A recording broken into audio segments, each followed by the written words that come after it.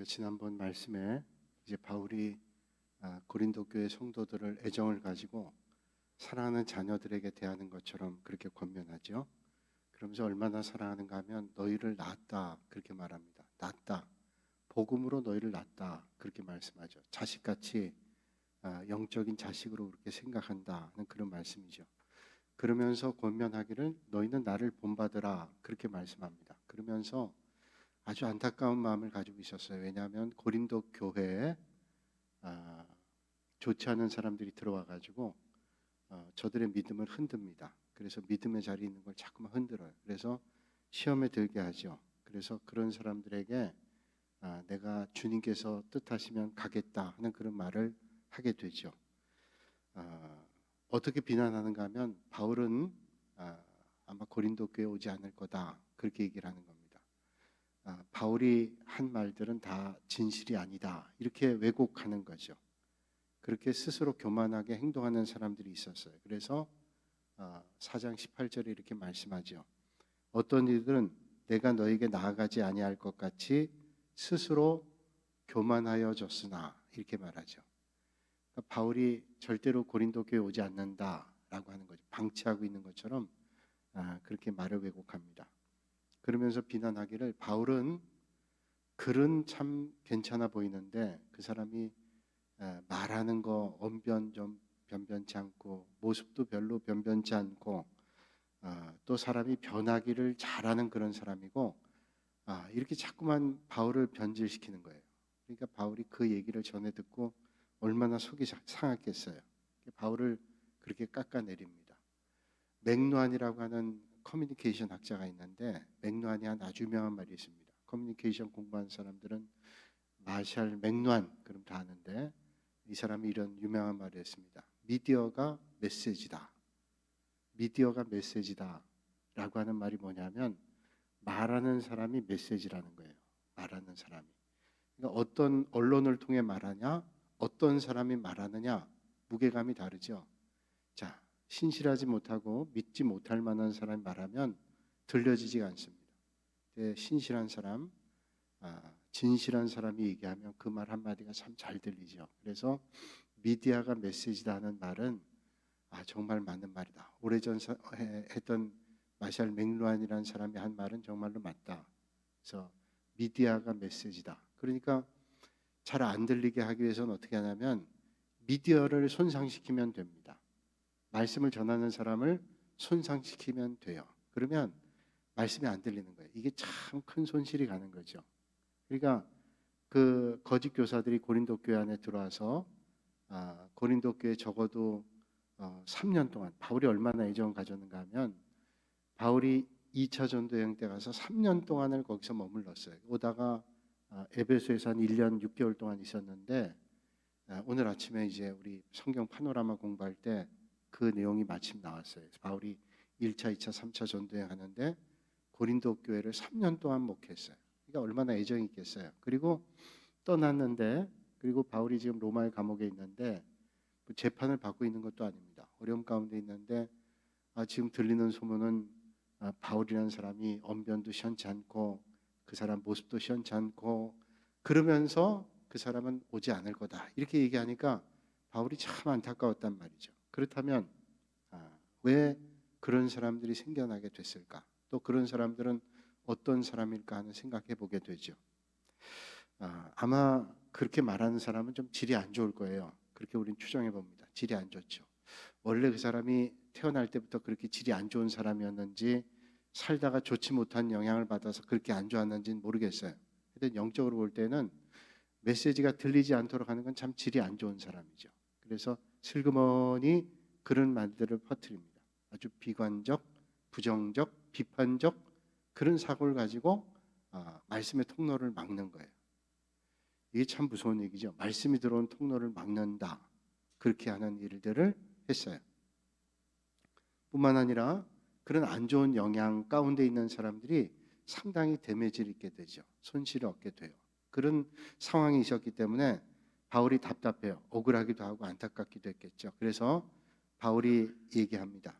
뭐라고 얘기하냐면 내가 이제 가서 주님께서 허락하시면 내가 가서 능력을 한번 알아보겠다. 능력. 어떤 능력이요?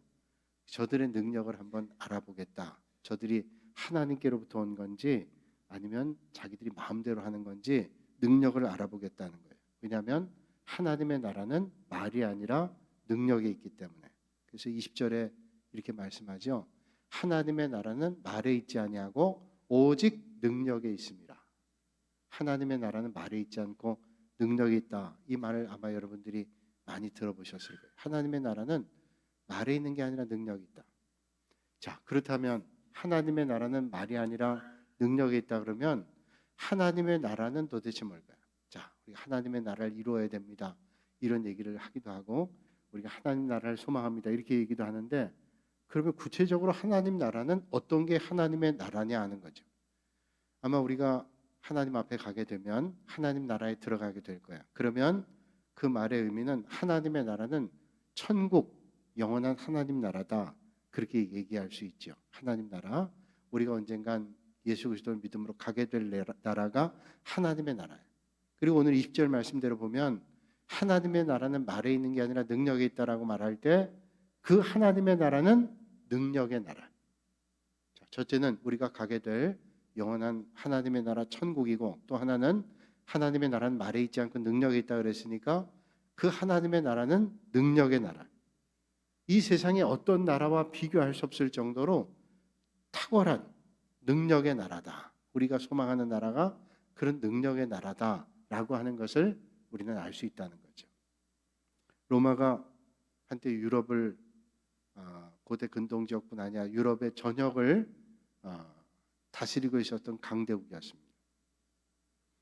로마 시민권자들은 대단한 권세를 사실 가지고 있는 거예요. 바울이 재판 받을 때에도 그가 감옥에 구금되어 있을 때도 재판 받기 전에 자기를 붙잡고 있는 사람들에게 내가 로마 시민인데 나를 이렇게 마음대로 붙잡고 있어도 되냐 그랬더니 잡고 있었던 사람이 놀라는 거예요. 놀라는 겁니다. 아니 당신이 로마 시민이야? 아마 로마 시민이라는 걸 증명할 수 있는 증명서가 있겠죠. 그래서 로마 시민들이 그 당시에 로마가 유럽을 정복하고 있을 때 다니게 되면 로마 시민권 가지고 다니면 안전을 보장받습니다. 그때 그 시민권자들의 시민권 여행 통행증, 오늘로 얘기하면 여권 같은 거겠죠. 이렇게 써 있다 그래요. 만약 땅이나 바다에서 이 통행증을 가진 사람을 해치려고 하는 사람이 있다면 당신이 로마 황제와 전쟁을 할 만큼 강한 자인지를 생각해 보시길 바랍니다. 그러니까 이 로마 시민권 가지고 있는 사람을 누군가 해코지 하거나 또는 마음대로 하려고 그러면 당신이 로마 황제하고 한번 겨뤄볼 수 있는 힘이 있는지 그거 생각해 봐라. 그 말은 로마 시민권 가지고 있는 사람은 로마 황제가 로마가 그 사람들을 지켜주겠다는 거죠. 언젠가 이제 만나러 갑시다. 그걸 보니까 탈북한 분들이 여기 세터민들이 나와서 하는 그런 프로그램이잖아요. 그분들이 얘기하는데 우리나라 국적을 딱 취득하고 여권을 가지고 외국을 나가게 될 때 여권 뒤에 이 여권을 소지하고 있는 사람들을 잘 대해달라고 하는 그런 글귀가 있잖아요. 그 글귀를 보면서 마음에 큰 감동을 했대요. 야, 이 대한민국이 우리를 지켜주는구나. 이 여권 가지고 있으면 우리를 지켜주는구나. 우리나라 여권이 막강한 힘을 가지고 있다는 거 우리 알죠? 그래서 우리가 여권 하나 가지고 갈 수 있는 나라가 엄청나게 많아요. 세계에서 10손가락 안에 들 정도로 그렇게 여권 파워가 막강하다는 거 우리가 압니다. 그래서 우리가 베트남 같은 데 여권 가지고 얼마든지 가요.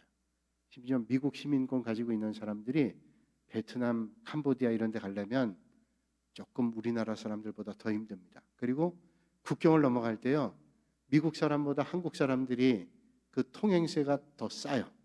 나라마다 통행세가 있는 지역이 있어요. 캄보디아, 그다음에 베트남 이런 데 국경 넘어갈 때 옛날에 선교지에서 갈 때 보니까 넘어갈 때마다 돈을 내는데 나라에 따라서 내는 돈이 달라요. 우리나라가 그런데 미국은 베트남은 전쟁했잖아요. 우리도 전쟁했지만 우리에 대해서는 상당히 우호적인데 미국은 오히려 가기가 더 쉽지가 않아요. 캄보디아 같은데 아주 어렵습니다. 그래서 어떤 사람들은 미국 시민권 가지고 들어갔다가 문에서 걸려가지고 하루 동안 구금되기도 하고 뭐 그렇다는 얘기를 듣기도 해요. 그걸 생각하면 우리나라 사람들이 상당한 그 막강한 힘을 가지고 있다. 국력이죠. 이게 국력. 자, 로마 시민권 가지고 있는 사람들 만약에 누군가 해코지를 한다면 당신들은 로마 황제하고 한번 싸움을 해볼 마음을 가지고 있어야 된다는 거예요. 로마 시민을 건드리면 로마 황제, 로마 군인의 다스림을 받게 될 거다. 그런 얘기죠. 실제로요, 로마 시민들이 여행을 할 때는 구간마다 항상 보고하게 돼 있답니다. 어디 가면 어디 간다. 옛날부터 그런 보호가 있었던 것 같아요. 로마 시민권 가지고 있는 사람이 가면, 그래서 그 참정관들이 어디에서 어디까지 갈 때 만약에 여기서 떠났는데 그쪽까지 가서 연락이 되지 않으면 그 주변에 있는 것을 아주 샅샅이 조사한대요. 그래서 뭔가 문제가 있으면 아주 초토화시킬 정도로, 그러니까 로마 시민들이 안전을 보장받잖아요. 그렇지 않고 뭐 어려움이 있어도 내버려 둔다면 무슨 안전을 보장받겠어요. 무슨 문제가 생기면 초토화시킬 정도로 그런 막강한 일들을 했다는 거예요. 그래서 로마 정치가 키케로는 말하기를 로마 시민을 결박하고 채찍질하는 것은 무조건 범죄다. 무조건 범죄. 감히 그렇게 할 수 없다는 거죠. 그래서 바울이 그 당시 빌립보 행정관들이 바울을 붙잡고 있을 때 바울이 내가 로마 시민이요 라고 얘기할 때 벌벌 떨었단 말이죠. 자, 여러분 오늘도 전 세계에서 시민권 가진 막강한 나라 있잖아요. 미국 같은데 막강한 나라죠. 막강한 나라 미국 시민권 가지고 있으면 어딜 가도 다 보호하려고 미국에서 보냅니다. 그래서 만약에 미국 시민이 어디에 억류가 돼 있다 그러면 그거 구출하기 위해서 애를 쓰다 뭐 죽기도 하겠죠. 뭐 군인들이 죽기도 하고 억류돼 있는 사람이 죽잖아요. 그러면 그 억류된 사람의 시신이라도 끝까지 찾아오는 거예요. 자, 그렇다면 뭐 이렇게 거창하게 얘기했는가 하면 오늘 우리는 하나님 나라의 백성이에요. 하나님 나라의 백성은 누구의 보호를 받는가 하면 하나님의 보호를 받는 거죠. 그러니까 우리가 영원하신 하나님 나라의 시민권을 가지고 있다. 얼마나 감사한 거예요. 여러분 오늘 이 밤에 예배드리는 저와 여러분들은 영원한 하나님 나라의 시민권을 가지고 있습니다. 근데 어떤 사람이 영원한 하나님 나라의 시민권 가지냐? 예수 그리스도를 주로 고백한 사람이죠. 성경의 말씀에 의하면 요한복음 3장 3절에 말씀하기를 예수께서 대답하여 이르시되 진실로 진실로 내게 이르노니 사람이 거듭나지 아니하면 하나님 나라를 볼 수 없다. 그러니까 하나님 나라의 시민권 가지고는 뭐냐? 거듭나야 되는 거죠. 거듭나. 니고데모가 어느 날 밤에 주님 찾아와서 어떻게 천국 가냐 그랬더니 네가 거듭나야 되겠다. 그러니까 니고데모가 어머니 뱃속에 들어갔다 또 나와야 되나요? 그렇게 생각했어요. 거듭나는 것은 예수 그리스도를 주로 고백하는 거죠. 그런 거듭남이 있어야 하나님 나라의 시민권 됩니다. 고린도서 5장 17절에 말씀하기를 그런즉 누구든지 그리스도 안에 있으면 새로운 피조물이라 이전 것은 지나갔으니 보라 새 것이 되었다. 예수 그리스도를 믿으면 이제 옛 것이 아니라 새 것이 됐다 이렇게 말씀합니다. 그리고 사도들이 거듭난 다음에요 얼마나 능력 있게 하나님의 나라를 이루었는지 몰라요. 그래서 하나님의 나라가 임하면 거듭남으로 하나님 나라를 얻게 되면 하나님의 나라는 능력의 나라라 그랬죠. 능력으로 우리가 하나님 나라를 알 수 있다 그랬는데 사도들이 거듭나고 난 다음엔 능력의 사람으로 바뀝니다. 그래서 두려움이 많았던 베드로, 야고보, 요한 같은 사람 그 외에 모든 제자들이 다 순교의 길을 갔어요. 그래서 야고보 같은 사람은 내가 감히 어떻게 주님처럼 그렇게 죽을 수 있겠냐고 십자가를 거꾸로 매달아 달라고. 그 전에는 예수님이 십자가에 달려 돌아가실 때 다 도망갔던 제자들이 부활의 주님을 만난 다음에 하나님 나라의 능력의 권세를 받고 난 다음에는 담대하게 죽음을 두려워하지 않고 복음을 전하는 담대한 그런 사람들이 됐단 말이죠. 스위스의 선교의 역사 가운데 순교자들이 많이 있었는데 이 스위스는 개혁교회, 리폼드 처치가 아주 창궐한 그런 지역인데 그 리폼드 처치의 한 순교자였던 얀센이라고 하는 사람이 있습니다. 얀센이라는 사람이 이제 예수 그리스도를 믿는다는 것 때문에 장작더미에 올라갑니다. 장작더미에 올라가요. 화형당하는 거예요.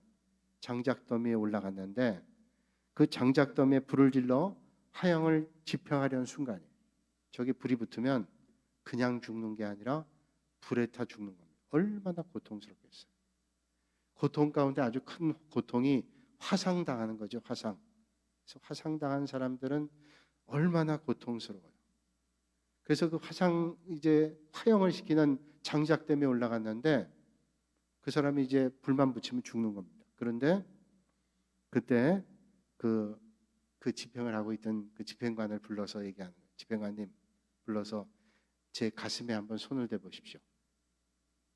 제 가슴에 한번 손을 대보십시오.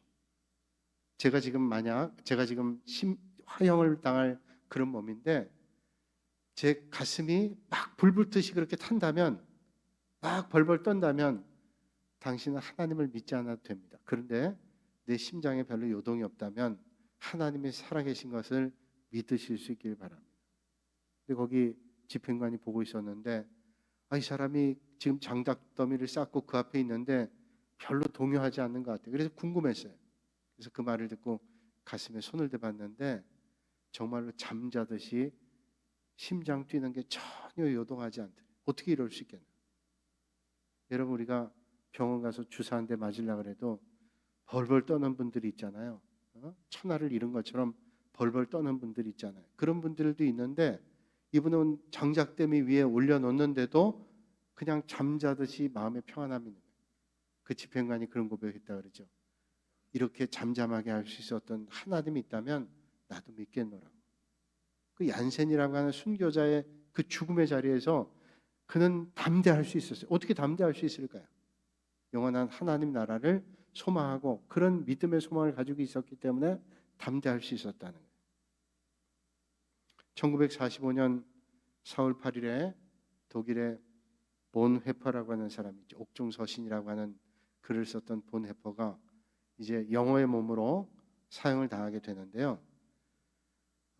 이게 히틀러에 항거해가지고 본헤퍼가 미국으로 망명 갔다가 미국에서 다시 독일로 갔어요. 나는 도망가지 않겠다. 독일로 가서 히틀러 나치 정권에 항거하다가 붙잡혀서 영어의 몸으로 이제 결국 세상을 떠나게 된데 그 4월 18일 1945년 4월 8일에 그가 이제 사형 집행관 2명이 와서 본헤퍼 나와라.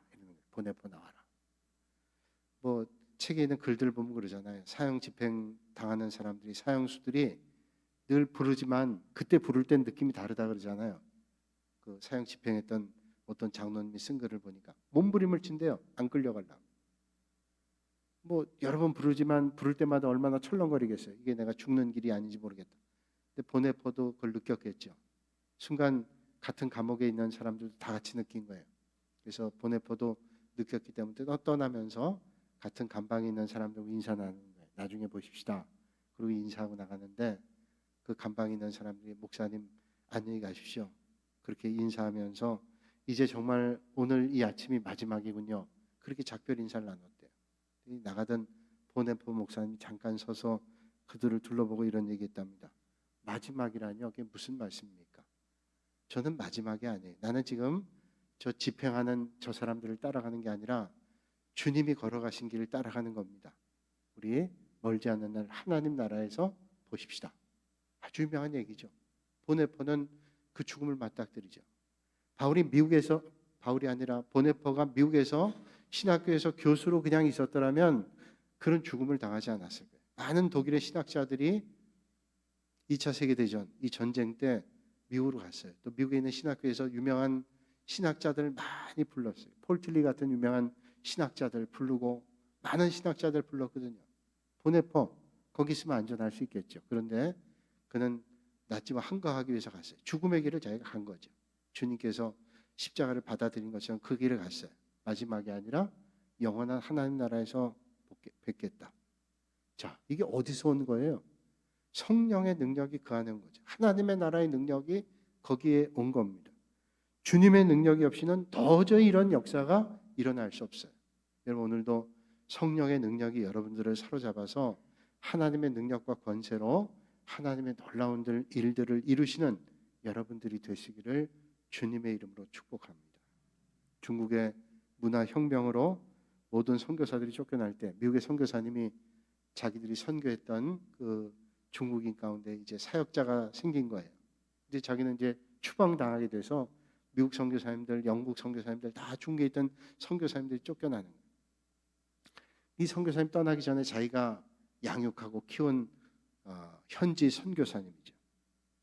그 교회 지도자가 된 중국 목사님과 차를 마시면서 묻습니다. 이제 많은 환난과 핍박이 밀어닥칠 때인데 목사님 어떻게 견디겠어요? 미국의 선교사님이 중국 목사님에게 그런 말을 하는 겁니다. 그러니까 이 중국의 목사님이 차를 같이 이렇게 마시다가 말을 하죠. 선교사님, 지금 우리가 마시는 차가 참 뜨겁죠? 갑자기 뜬금없이 이 차가 뜨겁죠? 라고 얘기를 하는 거예요. 그리고 거기는 담겨있는 티백을 뺍니다. 그러면서 이런 말하죠. 선교사님, 이 티백이 여기 넣을 때 뜨겁잖아요. 그럼 티백에 있는 이 티백이 다 상하고 손상되고 찢어질까요? 그렇지 않아요. 뜨거운 물에 티백이 들어가면 오히려 물이 이 티백에 있는 차를 녹여서 우러납니다. 우리가 앞으로 당할 핍박과 어려움이 틀림없이 클 거예요. 그러나 그 뜨거움이 우리를 손상시키는 게 아니라 우리에게 우러나오는 뜨거운 주님에 대한 사랑으로 더 우러날, 더 복음의 열정이 뜨거워질 거고 하나님의 역사는 더 뜨거워질 거예요. 더 진해질 거예요. 참 이건 대단한 일 아니에요? 우리가 어떤 어려움 만날 때 이 어려움 어떻게 피하지가 아니라 그걸 맞닥뜨리면서 티백에 있는 그 차가 뜨거운 물로 더 우러나는 것처럼 뜨거운 하나님의 역사가 일어날 거다. 그러면서 오늘 바울은 말하죠. 고린도 교회 교인들이 거짓 교사들, 초대교회 공동체, 로마로 인한 핍박들 여러 가지가 있었지만 이겨내야 된다고, 흔들리지 않고 거짓 교사들에게 현혹되지 않고 말씀에 서야 된다고 말씀하고 있습니다. 그러면서 4장 마지막에 이렇게 말씀하죠. 너희가 무엇을 원하느냐? 내가 매를 가지고 너에게 나아가랴? 사랑과 온유한 마음으로 나아가랴. 이걸 이 구절만 보면요. 내가 너 매를 가지고 갈까? 아니면 사랑과 온유로 잘 봐주는 마음으로 갈까? 아니면 너 매를 가지고 너희들 때려줄까? 이런 얘기가 아니에요. 내가 너에게 나가는 거는 매를 가지고 가는 게 아니라 사랑하는 자녀에게 가는 마음으로 내가 사랑의 마음을 가지고 간다는 거예요. 온유한 마음을 가지고 간다는 거예요. 그러니까 그런 간절한 권면하는 거예요. 핍박과 어려움이 있다 할지라도 믿음의 길을 잘 경주할 것을 권면하는 거죠. 그 바울은 왜 이런 자녀들에게, 사랑하는 자녀들, 믿음의 고린도 교인들에게 왜 사랑하는 자녀에게 권면하는 것 같은 그런 마음을 가지고 말씀 전할까요? 고린도 교회는 은사가 참 많았던 교회. 고린도 교회는. 여러분, 고린도 교회가 세우고 그 안에 있는 사람들이 얼마나 은사가 많았는지요. 고린도라는 도시는요, 상업 도시이기도 하지만 거기에 철학자들도 많았고요. 바울이 아덴에서 복음 전하다가 고린도에 갔거든요. 바울이 아덴에서 철학자들하고 논쟁하다가 잘 안 됐어요. 고린도에 갈 때는 십자가 복음만 전하겠다. 그래서 십자가의 도가 우리에게 진정한 생명이라는 걸 가지고 갔어요. 그래서 오직 십자가 복음만 전했어요. 그래서 고린도 교회 교인들이 잘 받아들이고 거기에 아주 능력 있는 사람들이 많아가지고 받아들였는데 또 은사도 많이 받게 됐는데 여기 파당 문제가 생겼잖아요. 고린도 교회 파당 문제도 생기고 거짓 교사가 들어와서 바울을 그 미디어를 손상시키는 거예요. 그러니까 메시지가 들리지 않도록 미디어를 손상시키는 거예요. 그러니까 그런 안타까움을 가지고 지금 자녀에게 권면하듯이 권면하는, 내가 매를 가지고 가는 게 아니라 사랑과 온유함을 가지고 권면하고 있으니까 제발 좀 들으라고 안타까운 마음을 가지고 하는 거예요. 안타까움, 애절한 마음을 가지고 하는 거예요. 간곡한 마음을 가지고 하는 거예요. 그런 마음으로 하는 거예요. 은사가 많지만. 그래서 고린도전서 13장 말씀 우리가 보통 무슨 장이라고 얘기하죠? 사랑장. 그렇죠? 고린도전서 12장은 무슨 장이죠? 은사. 고린도전서 12장 은사를 쫙 얘기해요. 은사를 얘기하는데 은사, 여러 가지 은사를 얘기하다 고린도전서 13장에 그 은사 중에 제일 큰 게 뭐예요? 믿음, 소망, 사랑. 그 중에 제일은 사랑이라고 그러죠. 그러니까 은사, 어떤 사람 예언하고, 어떤 사람 방언하고, 어떤 사람 가르치고, 뭐 여러 가지 은사 있는데 병 고치고. 그런데 아무리 어떤 은사가 있다 할지라도 이 사람들이 서로 은사 자랑하는 거예요. 내 은사가 커, 네 은사보다 내 은사가 탁월해. 이래가지고 좋은 은사 가지고도 빛을 내질 못하는 거예요. 그러니까 어떤 은사보다도 섬길 수 있는 사랑의 은사가 제일 크다라는 걸 강조하는 거예요. 바울이 그런 안타까움, 이렇게 참 좋은 교회가 조금만 잘하면 참 잘할 수 있는데 애절한 마음, 안타까운 마음으로 하는 거예요. 그 고린도 교회 여러 가지 문제 가운데 하나가 뭐냐면 도덕적 타락의 문제, 도덕적 타락의 문제. 그래서 고린도전서 5장 1절 이하의 말씀이 그 고린도에 있었던 정말로 입에 담기 어려운 패역한 일들이 있었는데 1절과 2절 말씀 보면 이런 일들이 있었어요. 너희 중에 심지어 음행이 있다함을 들으니 그런 음행은 이방인 중에서도 없는 것이라. 누가 그 아버지의 아내를 취하였다 하는도다. 그리하고도 너희가 오히려 교만하여져서 어찌하여 통한이 여기지 아니하고 그 일 행한 자를 너희 중에서 쫓아내지 아니하였느냐. 자, 바울이 고린도 교회 여러 문제 가운데 또 하나의 문제를 끄집어내는 거예요. 자녀에게 말하는 마음으로, 사랑하는 마음으로, 온유한 마음으로, 매를 가지고 때리는 마음이 아니라 정말로 애절한 마음으로, 지금 몸에 내가 달려갈 수 있으면 달려갈 텐데 달려가지 못하니까 정말로 간절한 마음으로 하는데 뭐예요? 너희 중에 심지어 음행이 있다 그러는데 그 음행이 말씀한 대로 고린도 교회 교인들 가운데 아버지의 아내, 아버지 아내가 누구예요? 아버지 아내는 어머잖아요. 어머니. 아버지 아내는 어머니예요. 아버지 아내는 어머니인데 그 어머니를 자기 아내로 삼았대요. 그러니까 이거는 신학자들에게 아버지 어머니를 아버지 아내 어머니겠어요? 그러니까 계모. 그래도 아버지 어머니예요. 아버지 어머니가 아버지 아내예요. 자기에게는 계모죠. 어머니예요. 그런데 그 어머니를 계모를 자기 아내로 삼았어요. 이거는 이방인 중에도 있을 수가 없는 일이라는 거예요. 페르네 사건 가지고 바울이 통탄하는 거예요. 어떻게 이런 일이 있을 수 있겠는가? 제가 옛날에 서울에 있을 때 같이 목회하던 부목사 가운데 한 사람이 그런 얘기를 하는 거예요. 죽부인 얘기가 나왔는데요. 여름 더울 때 죽부인 발턱 올려놓고 여름에 자면 시원하잖아요. 죽부인이에요. 근데 그 저하고 같이 있던 목사님, 죽부인은 절대로 나눠 쓰는 게 아니래요. 그래서 맞다. 부인이라고 그것도. 그러니까 아버지하고 아들하고는 쓸 수가 없는 거예요. 그래서 내가 이 말씀을 보면서 그때 그 목사님 얘기가 떠올라. 그때 내가 그냥 웃으면서 들었는데 이게 지금 이런 일들이 성경에 나오고 있었다는 거죠. 계모를 자기 아내로 삼았다. 이게 이방 사람도 없는 일인데 이게 누구에게 있었던 거예요? 고린도 교회 교인들 가운데 이런 사람들이 있었다는 거예요. 여기 아내를 취했다 그래요. 계모를. 그러니까 아버지의 아내를 그 아내로 취했다. 여기 취했다, 아내를 취했다라는 그 취했다라는 헬라어는 어케인이란 말로 쓰였는데 어케인이란 말이 그 시제가 어떤 시제로 써 있냐면 완료형으로 현재형으로 써요. 현재형. 그 뭐냐면 옛날에 그런 일이 아니라 지금 바로 그런 일이 있었다. 그러니까 이게 옛날에 그런 일이 있었대 그런 얘기가 아니라 지금 바로 그런 일이 있는 거예요. 아내를 취한 일이 있었단 말이죠. 그리고 이런 일들이 계속되고 있다는 것을 얘기합니다. 바울이 통탄했어요. 그것도 통탄한 일이지만요. 더 통탄한 일은 뭐냐면 그걸 고린도 교회 교인들이 별로 대수롭게 여기지 않았다. 아니 이게 잘못된 줄 알면 사람들이 가슴 아파하고 어떻게 이런 일이 있을까 하고 가슴 아파해야 되는데 뭐 그럴 수도 있지 뭐. 별로 대수롭지 않게 생겨요.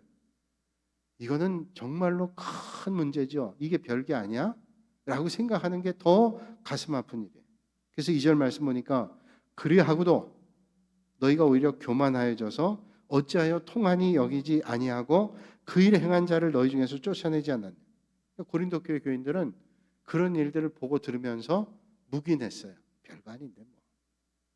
그러면서 묵인했어요. 그 묵인은 뭐예요? 거기 동조하는 거죠. 사람이 누구나 시험에 들 수도 있고 또 넘어질 수도 있지만 믿음의 사람이 다른 점은 그걸 털고 일어나는 거죠. 그런데 전혀 그런 의식조차도 없는 거예요. 그런 의식조차 없는 것을 바울은 그런 일도 안타깝지만 그거에 대해서 통한이 여기지도 않고 그걸 그냥 내버려둬요. 묵인하여 그렇게 그냥 내버려두는 거예요. 죄의식도 없고 부끄러움도 없어요. 그래서 이게 더 큰 문제죠. 사람이 말이죠. 약해지면 몸에 신호가 오잖아요.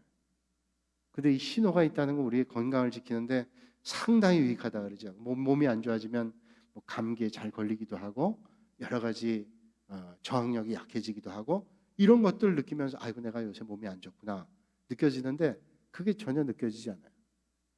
여러분 뜨거운 걸 만지면 뜨겁다고 느껴져야 우리가 몸을 보호하잖아요. 악취가 나면 악취가 나는구나. 아 여기 피해 가야 돼. 이게 느껴지기 때문에 이게 안전한데 자 후각도 상실되고 촉각도 상실되고 시각도 상실되고 그러면 아주 위험한 겁니다. 그래서 앞을 볼 수 없는 사람들이 위험한 게 뭐냐면 위험한 걸 모르는 거예요. 위험한 걸. 그러니까 위험한 걸 모르고 다니니까 넘어지기도 하고 또 다치기도 하고 그러죠. 제가 신학대학 다닐 때 제 1년 후배 가운데 앞을 보지 못하는 학생이 있었는데요. 앞을 보지 못하니까 열심히 공부해요. 훨씬 더 열심히. 공부도 성적도 꽤 좋았어요. 열심히 하고 그러는데 이분이 얘기하는 거예요.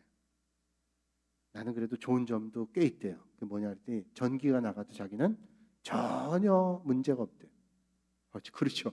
전기가 나가도 문제 없죠. 늘 나가 있으니까 전기료도 안 든대 자기는. 그래서 좋은 점 아주 유머가 많죠. 그런데 그 학생이 한 3학년쯤 돼가지고 4학년 때인데 1학년 신입생이 또 앞을 볼 수 없는 학생이 들어왔어요. 그 학생을 이 학생이 데리고 다니면서 안내를 해주더라고요. 학교 건물을 다 다니면서 안내를 해주는 거예요. 그 어떻게 안내해 주나 그랬더니 자 1층에서 2층 올라갈 때 오른쪽 가면 어떤 강의실 몇 번째 있고 계단은 몇 개고 어디 가다 보면 조금 위험한 데가 있고 다 설명해 주는 거예요. 야, 소경이 소경을 인도할 수 있냐 그러는데 야 소경이 소경을 인도할 수 더 잘할 수 있겠고 왜? 더 그 마음을 가지고 알 수 있기 때문에 그럴 수 있는 거죠. 그러니까 우리가 앞을 보지 못하고 촉각이나 시각이나 후각이나 이런 게 문제가 있을 때는 이게 더 위험해요. 그걸 인지해야 되는 건데 지금 고린도 교회 교인들은 그걸 인지하질 않아요. 그리고 무시해버려요. 그렇게 되니까 이게 점점 전염되고 확산되는 거예요. 그거를 얘기하는 겁니다. 바울은 그럼에도 너희들은 희망 없어 포기하지 않고 저들을 회복할 수 있는 처방을 내려. 어떻게 하면 회복할 수 있겠냐. 너희는 이제 희망이 없으니 너희들은 이제 어찌할 수 없다. 고린도 교회 교인들 내버려 두지 않고 바울은 자녀같이 생각했잖아요. 애절한 마음으로 저 그래도 좀 바꿔서 이렇게 믿음 안에 있기를 간절한 마음을 가지고 처방하죠. 그래서 어떻게 처방하는가 하면 3절, 4절, 5절에 말씀합니다. 3절과 4절과 5절에 이렇게 말씀해요. 우리가 한번 보시면서 같이 읽을까요? 3절, 4절, 5절을 앞에 있으니까 같이 한번 따라 읽죠. 시작. 내가 실로 몸으로 떠나 있으나 영으로는 함께 있어서 거기 있는 것 같이 이런 일 행한 자를 이미 판단하였노라.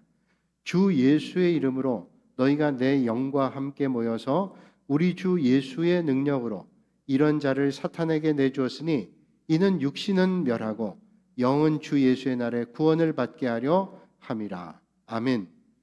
자, 육신은 버려도 어떻게 해요? 영은 살게, 구원받게. 그러니까 그 영혼에 대한 간절함이 있어요. 그래서 이 폐역한 문제를 어떻게 해결해야 될까? 이 폐역한 문제에 대해서 심각함도 느끼지 못하는 고린도 교회 교인들을 어떻게 해야 될까를 애절한 마음을 가지고 너희들이 몸은 버렸지만 영혼은 구원받아야 된다. 그러면서 처방전을 이제 써주는 거예요. 처방전이 이제 말씀하기를 묵은 누룩을 내버려야 된다. 묵은 누룩.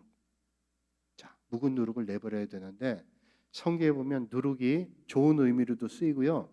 안 좋은 의미로도 써요. 좋은 의미는 많이 없고요. 안 좋은 의미가 있어요. 거짓말 같은 거, 거짓 누룩 퍼지고. 근데 또 천국은 누룩과 같다고 성경은 말씀하죠. 그 뭐냐면 천국 누룩과 같다는 건 복음이 전파되면 우리가 생각한 것보다 더 많이 전파가 돼요. 긍정적인 얘기도 하지만 여기에 묵은 누룩을 버리라는 말은 안 좋은 거예요. 그러면 이 처방을 어떻게 처방을 내리는지는 우리가 다음 주에 처방전을 한번 살펴보도록 그렇게 하겠습니다. 기도하겠습니다. 거룩하신 아버지 하나님, 오늘도 이 밤에 저희를 불러주시고 또 하나님의 귀한 말씀 함께 나누게 하시니 감사합니다. 오늘도 우리가 믿음의 길 걸어갈 때 영적인 분별력 가지고 하나님 기뻐하시는 믿음의 자리에 서서 날마다 주의 말씀대로 설 수 있는 은혜가 있게 하시고 어떤 자리에 있든지 간에 하나님 기뻐하시는 믿음의 자리에 설 수 있도록 하나님 인도하여 주시옵소서. 예수님의 이름으로 기도하옵나이다. 아멘. 찬송가 433장